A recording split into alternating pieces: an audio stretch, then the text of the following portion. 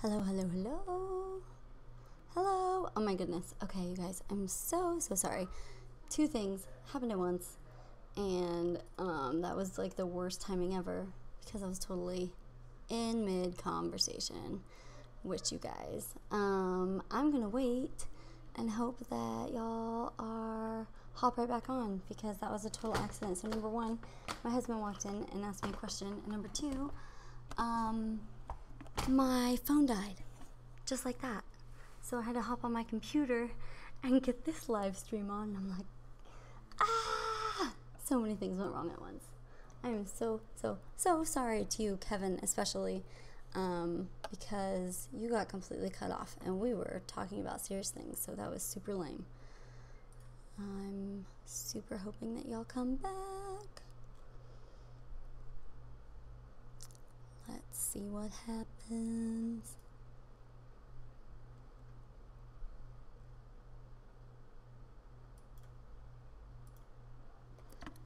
I am waiting. Also, I'm going to turn up my audio a bit because I know that, like, last time it seemed pretty awfully low to me. So let's see how this goes.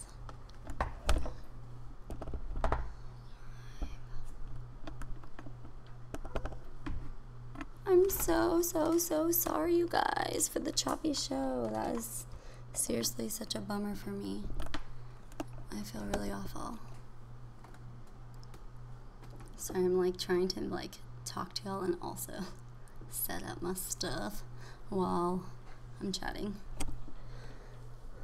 Come back, friends. I'm so sorry. Let me...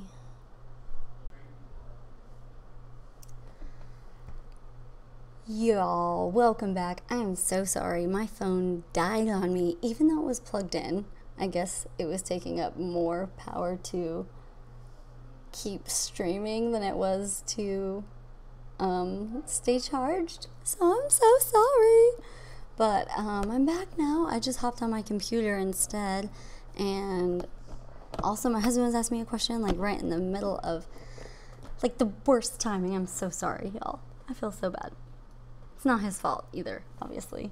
But I'm hoping for my friends to come back, especially you, Kevin Milner. I'm so sorry. I did not mean to cut off that conversation right in the middle of what we were talking about. That was super lame and super rude.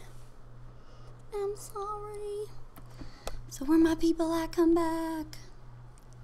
I really would love to finish up what we were saying because that's really crappy. Yeah. I'm going to look here. Alright, I'm just going to test a couple things to make sure y'all can hear me real quick. Hoping y'all can hear me just fine. We shall see. Yeah, it seems like the mic on this is really low. Yeah, it's really low. Dang. Okay. Good to know. Hey, I'm so sorry about that. I feel really awful. I'm glad you're back in here, Diesel. Diesel, can you hear me okay? Because I'm recognizing that when I listen to the sound back on this, it seems really low. And that's no good. We don't want it super low. But I want Kevin Milner back in here. Kevin, if you come back in here. I'm so sorry my phone died. I did not expect that to happen. I hopped on my computer as soon as I could. Okay, you can hear me fine. Okay, because I turned it like way up. But I'm hoping that that is all good. So, I'm wondering... Yeah, it doesn't really give me much more options to make it louder, but you are here! Yay! Kevin, sorry. I'm so sorry about that.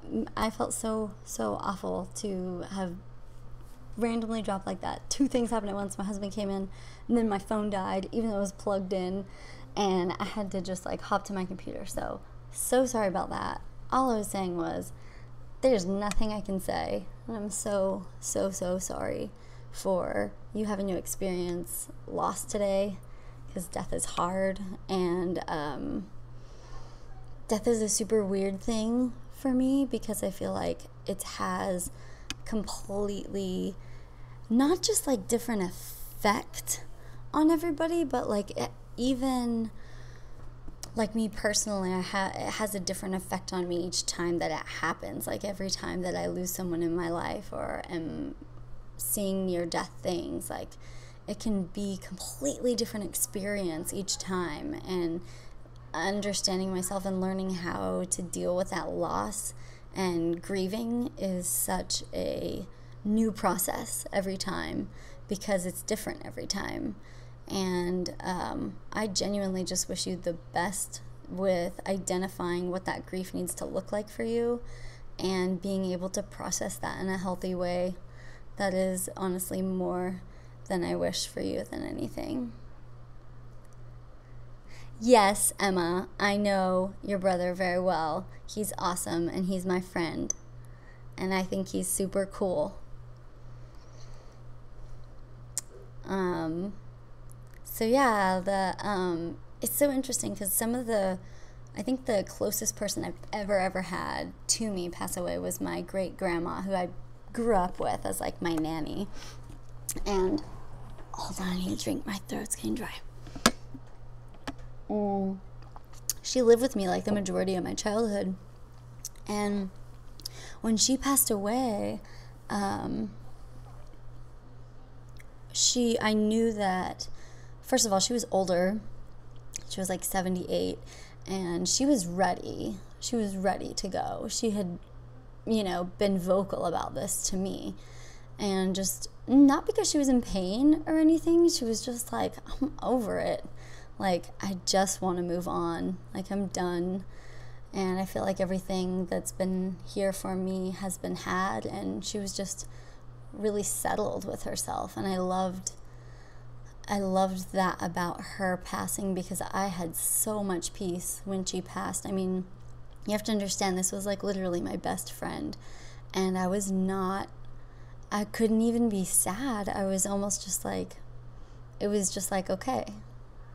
Because it was for her, felt like, okay, well, this is what she wanted, and like, I don't know, I was almost happy for her in a way. Thank you so much.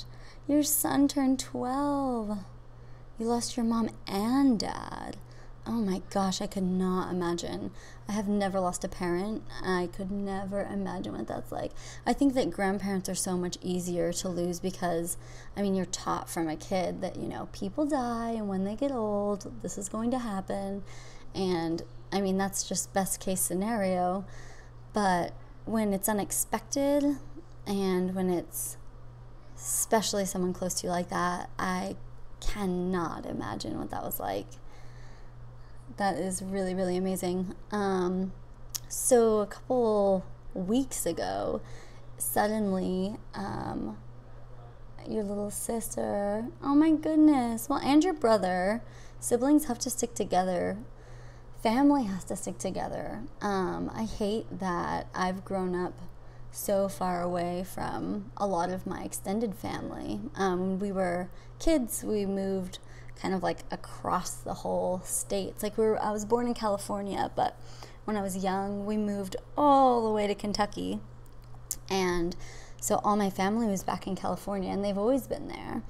And I love, love, love going to visit, but like I just like crave that, I don't know, that extended family unit, that community, because I see so many people, with all their cousins and with all their, aunts and uncles, and I just never experienced that. I never had that growing up. And my grandma, who lives in California, a couple weeks ago, but I guess about a month now probably, suddenly was unexpectedly, but she's older, so it's kind of like expected/unexpected, was on her deathbed. And I just had this intense grief that came over me, and I couldn't even really articulate why, because I didn't really know this woman. I mean, I've grown up my whole life apart from her. I visited her on, like, you know, summer trips, or like, you know, she would come to like major family events, but I never knew her. I knew of her from the stories that my dad would tell us, you know, growing up, of who his mother was. And, you know, she was always this very amazing, beautiful person in my eyes, all painted through his stories, though not through my own relationship. And I just had so much heavy grief of recognizing the loss that I had in her, the loss I would have in her passing, because I never had that, and I never can get it back either. And that was so heavy to me, to recognize that, you know what, as annoying as family can be nearby, it's so much better to have them nearby and knowing you and making memories than to have lost them and to never be able to fill that gap with who knows what. You know, maybe it would be an awful relationship, but you know what, at least I would know a little bit more about myself and where I come from and my family, and it's just invaluable. I think that family's invaluable. Oh, thank you. Anything to do with us? Wow, your brother doesn't want anything to do with y'all. Well, then why do you want me talking to him on my lives? I should block that sucker. That sounds awful. I'm really sorry about that. I hate that for you. Siblings should always stick together. I've got an older sister and a younger brother, and it doesn't matter what happens. Like, we'd always be there for each other. Although I've hated, you know, them both at different times. Families always goes different. This is Diesel. I have an older brother. Yeah, I know, Diesel.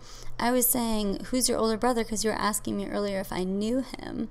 And I was saying, I don't know. How would I know him? From gaming or from TikTok? And you said he's always on my lives. But I still don't know what his username is or anything. So I don't know who he is. But if he doesn't treat you well, I kind of like to keep good company, good people in my company. So I'd probably rather not have him around.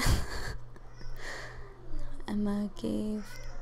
No, I gave her my phone. Oh, I see. I get it.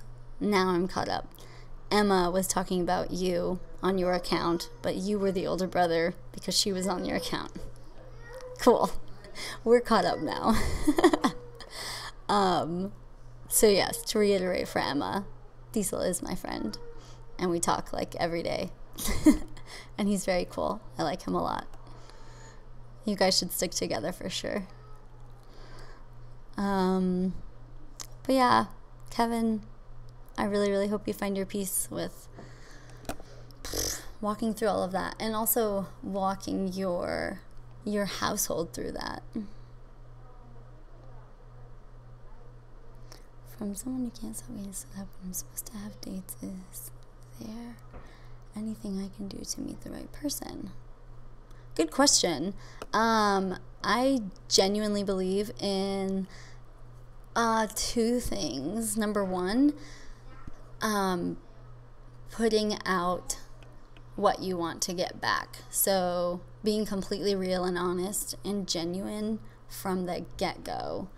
If you have any interaction with these women before you're meeting up with them, be 1000% real. And I mean, like, no games.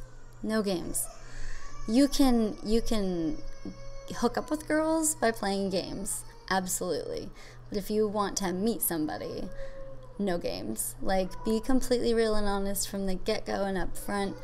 You don't have to overshare, but you can be over real, I think, to just kind of set the tone of like, this is who I am, and this is what I'm looking for. And I think that you get back what you put out there. So if you're being genuine, I think that you'll also get genuine back. And you know what? If you are being that person and you're just literally getting stood up that many times, then you should high five yourself, because those are not the people you want to come back to you, because the ones that are real, like you are being, will show up and they will be there. And those are the ones you can really create something with. And I think that's what makes it special. So it's also a numbers game. Like, keep at it. If 1 out of 100 is real, then it sounds like you have to go through a lot of no's. And that's okay too. She like you are friends with you. Yes, girl. Yes, Emma, shout out to you. But yeah, I would not be discouraged in any way. I don't get discouraged at all when people don't receive me well or like what I'm putting out, because honestly, I feel like it's a courtesy and a blessing to me to know sooner than later that, you know what, we're not going to be friends, we're not going to get along, and that's okay.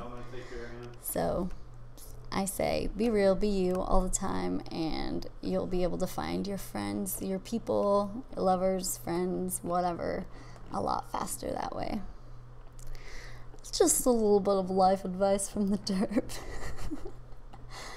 I like where this live one ended up going. I have no problem going deeper. There is no such thing as darker for me. This is life. And it's all real, it's all here, it's all happening, and I like all of it, and I'm down to, talk about anything. It's the hard stuff, the good stuff, the bad stuff, whatever. So this is cool. Thank you guys for asking questions and sharing. That was really awesome.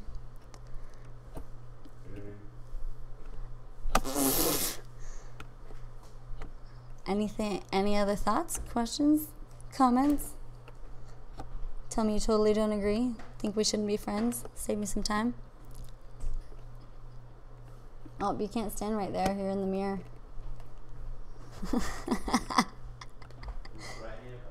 Oh, goodness. You so bad now you don't know how happy it is later. I'll hit you up later, Diesel, and I'll talk to her for sure. That'll be fun.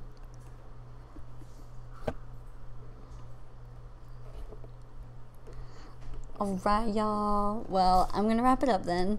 Thank you guys so much for trying out my Tuesday Night Live on Monday.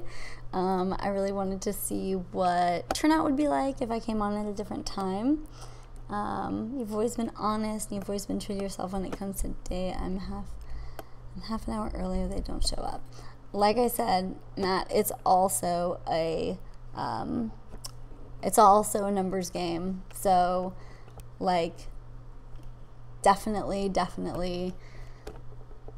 keep at it until you figure it out, and don't give up. Like, getting there is half the fun, and yeah, don't get discouraged, because literally every time that somebody doesn't show up is such a what if, like, those girls who did show up and they were the wrong person for you, and you end up wasting like the next 9 months of your life figuring it out.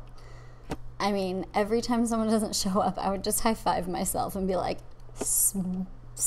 dodge that bullet. Like, I want to wait for the person who does get here and is the right one. Okay, bye. Thank you so much. Kevin, my prayers are with you for holding up her, because I know that's going to be a lot on you for sure to help her through that. That's going to be so much extra. But my Derp Nation is strong. You guys got this, and I believe in y'all. I'm always here. I support you. You support me. That's how this works. Hit me up anytime on all the avenues. If you're on here, you've got my email. You can always message me here. You got my TikToks. Y'all let me know what I can do, how I can help. You guys are amazing. I love y'all. Have a wonderful Tuesday/Monday night. Thanks, Derp Nation. I will see you next Tuesday.